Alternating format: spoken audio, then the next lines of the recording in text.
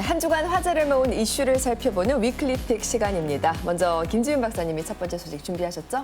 네, 저는 지금 이탈리아에서 주목받고 있는 인물을 준비를 했습니다. 함께 키워드 보시죠. 네, 어떤 사람일까요? 네, 바로 조르자 멜로니입니다. 차기 이탈리아 총리로 가장 유력한 인물로 거론이 되고 있는데요. 네. 최근에 이게 논란이 휩싸였어요. 그래서 어떤 논란인지 영상으로 확인하시죠. 네.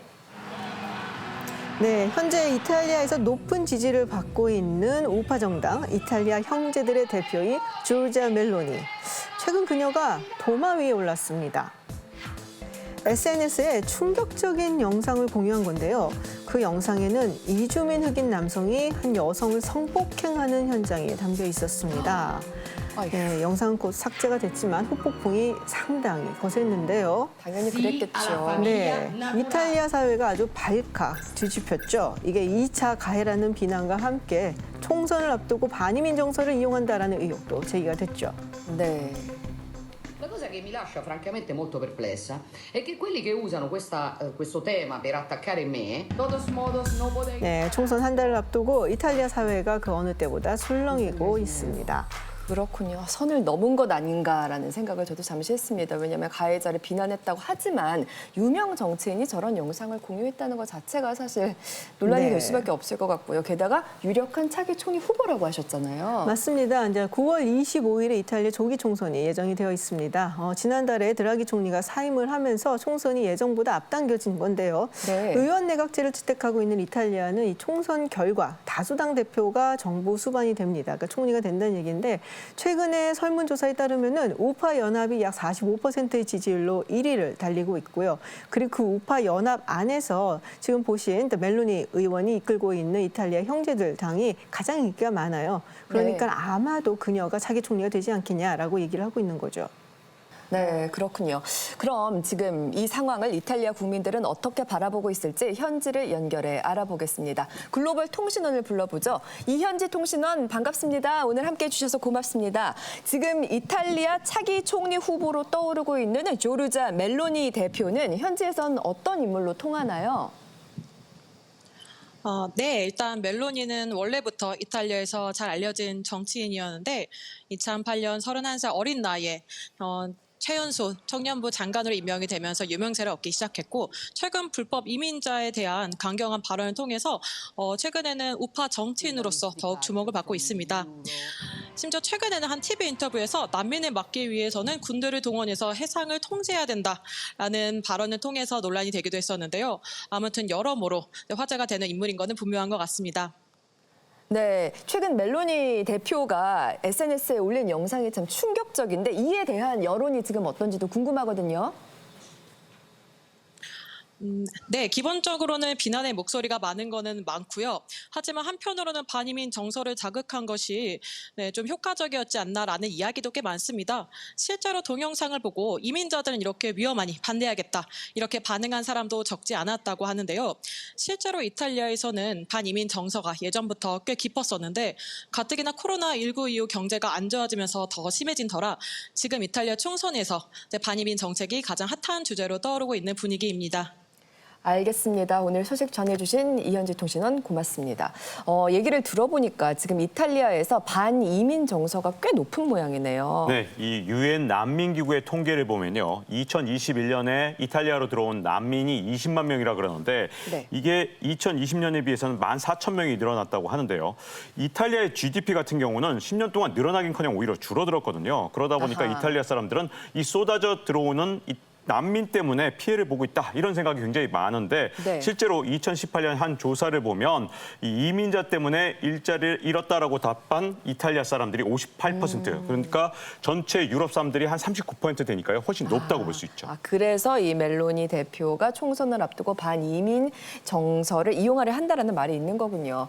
그런데 보니까 또 국제사회에서 멜로니 대표가 차기 총리가 되면 이탈리아의 네오파시스트 총리가 탄생하는 것이어서 걱정이 된다라는 말도 있던데 이건 또 무슨 얘기입니까? 그러니까 멜로니가 이탈리아에서 가장 유명한 그 파시스트는 그 무솔리니를 지지하는 게 아니냐 이제 그런 얘기가 돌고 있는데요. 네네. 왜냐하면 멜로니가 이끌고 있는 이탈리아 형제들 당의 로고를 보면 삼색 불꽃이 눈에 띄는데 이게 바로 무솔리니 지지자들이 창설한 이탈리아 사회운동 정당의 로고라는 것이죠. 예. 또 그리고 지금 멜로니가 일부 무솔리니 지지자들과 직접 동맹을 맺고 있다. 이제 그런 얘기도 돌고 있는데 왜냐하면 무솔리니의 막내 손녀가 이탈리아 형제들 당 소속 의원인 것이 밝혀졌습니다. 실제로, 예. 그렇습니다. 그렇기 때문에 뭐 이런 우려가 점점 커지고 있습니다. 여기에 대해서 멜로니는 지난 10일 날 우리 정당은 파시즘을 역사에 날려버렸다 하면서 확실하게 선을 긋고 있는데요. 이것은 뭐 총선을 대비하고 있다라고 생각이 됩니다. 그렇군요.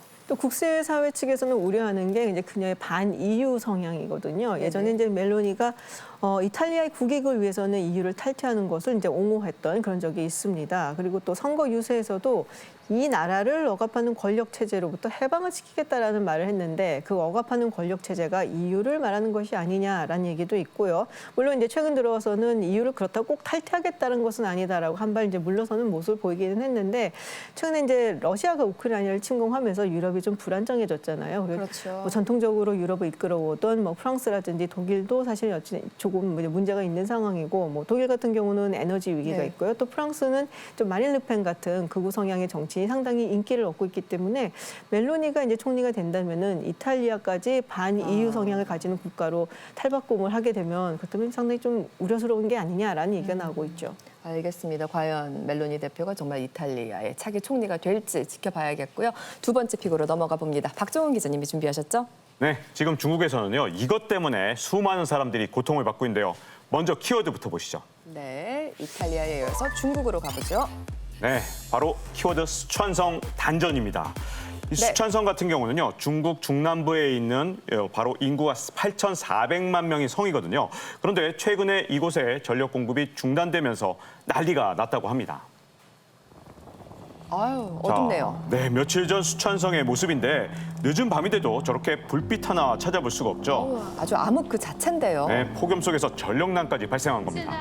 在40多度吧，这儿停电了，那边也停电了，于是现在桥上全是人，下面河边 자, 수촨성 정부가 전력 제한 조치까지 취하면서 일부 지역의 경우 갑자기 정전되는 일도 많았다고 하는데요. 네. 시민들의 불편은 더욱 가중되고 있습니다. 다들 부채질을 하고 있네요. 날은 덥지, 전기는 안 들어오지. 天气太热了，而且今年的餐饮真的是太难了。我们好不容易经历了疫情，然后现在又直接来一个限电，我们真的7、8月份整整的一个旺季，所有餐饮人都盼望着这个旺季，结果这个旺季玩完了。